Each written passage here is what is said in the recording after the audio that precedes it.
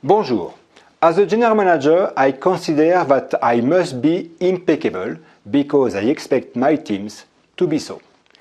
In the past, and unfortunately even now, some general managers consider their position to be entitled to a lot of privileges. This is not my vision. For me, on the contrary, being a general manager means having duties and not rights. And the first is a duty of irreproachability. I must be irreproachable in my consumption in the hotels, bar and restaurants, irreproachable in my behaviors towards employees, irreproachable in my behaviors towards customers, irreproachable in my expenses report, irreproachable in my dress and my grooming in general.